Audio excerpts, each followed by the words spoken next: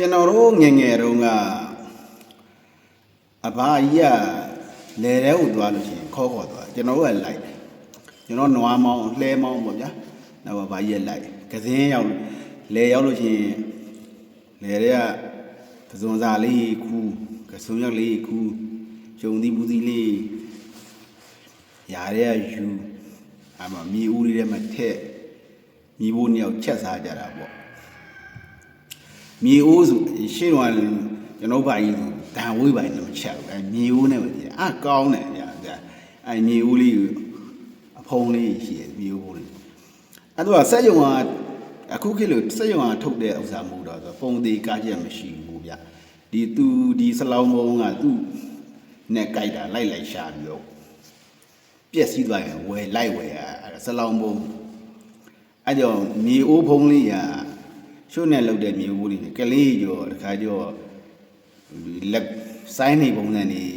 ကြည့်ပြီးတော့စလောင်းမုံတစ်ချက်ဒီကွဲတာပေါ့ဗျာခဏနာဝယ်ရတာအဲ့ကြောင့်ခဏနာရှာရဝယ်ရတာရှာရတာခက်ခဲလို့သူနဲ့ဦးနဲ့စိုက်ကဒီလှမ်းထားတဲ့စလောင်းမုံအချက်တွေလိုက်ပြီးတော့ဝယ်ရတာရှားတာပေါ့နော်အဲကြောင့်စလောင်းဘုံကြီးတစ်ချက်မဒီနဲ့ကြားကြိုက်လိမ့်မယ်ပြောတယ်အဲ့တော့လူက6ပြီးတော့ကလေးတွေကိုအဖားယူကပြောတာစလောင်းဘုံတစ်ချက်ကြီးတကယ်ကကြားကြီးကြိုက်လိမ့်မယ်လို့ထင်ခဲ့တာအမှန်တော့6ပြီးတော့တားမြစ်တာပေါ့နော်ဒါဝယ်ရအခက်ခဲလို့ရန်ကုန်မြို့အလဲကောင်တက်မှာအဲစလောင်းဘုံနဲ့ကျူပါဒီပါလားဘယ်ကြားကြိုက်မှာလဲအမှန်ကွဲသွားမှကြောက်လို့ဝယ်ရအခက်ခဲလို့အဲ့လိုပဲငယ်တော့ပြားအောင်နေပါ ਈ အဖာကြီးပြားရပါ ਈ ဖို့လာလို့ရှိရင်ပြားလဘိုးတန်ဆိုရှိရပြားဖိုးတန်အဲ့တော့ဒီလိုကျွန်တော်ကမောင်နှမနှစ်ယောက်ပဲဖြစ်ဖြစ်တငယ်ချင်းအညီကိုနှစ်ယောက်ပဲဖြစ်ဖြစ်အဲ့လိုလူပြီးတော့သူကြိုက်တော့ပါးရပါ ਈ အဲ့ပေးတာဟုတ်ဗျအဲ့ပြီးရုပ်ဆိုးလို့လူကြီးရပဲပြားလဘိုးတန်နှစ်ယောက်မကြိုက်ကောင်းမောင်နှမချင်းညားတတ်တယ်ဗျာညာဆို6တာအမှန်တော့ပေးမှကြောက်တော့ဖျားစင်းတု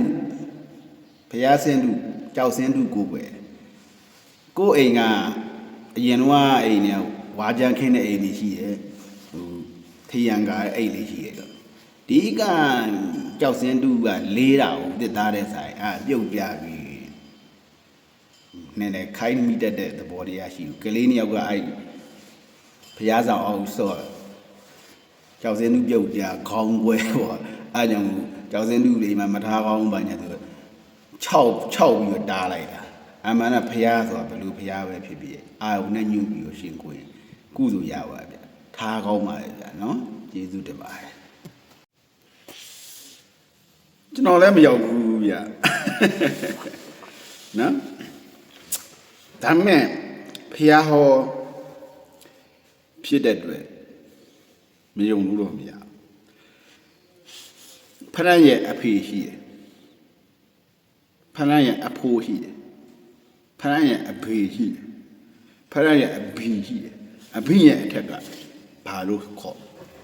ရှိရနော်မြင်ဘူးလားမမြင်ဘူးရှိရလို့ပြောကြအစင်စက်ကပြောလာအားကြောင့်ဖရန်ဖြစ်တည်လာတာ哦နော်တချို့ရရောလဲယုတ်တိပေတာရှိနဲ့ပြောတဲ့အရာကြီးရှိတယ်တချို့ကြတော့ယုတ်တိပေတာမရှိနဲ့အရာကြီးရှိတယ်ပြောချင်တာမြင့်မို့တောင်စัจ java တစ်ခုမှာမြင့်မို့တောင်အပါဝင်ကျွန်းကြီးလေးကျွန်းသမုဒ္ဒရာကြီးလေးစင်းနေလနက္ခအဲ့ဒါကြီးပါတယ်အစုဝေးစัจ java တစ်ခုကိုခေါ်တာပေါ့နော်မြင့်မို့တောင်ကိုဘာကြောင့်မတွေ့ရလဲဆိုတော့ကျွန်တော်တို့တချို့ကပြောရနော်လေနဲ့ပတ်နေပြီးတော့ဂျိုရုတွေနဲ့ပတ်နေပြီးတော့ဘယ်မလဲမြင့်မို့တောင်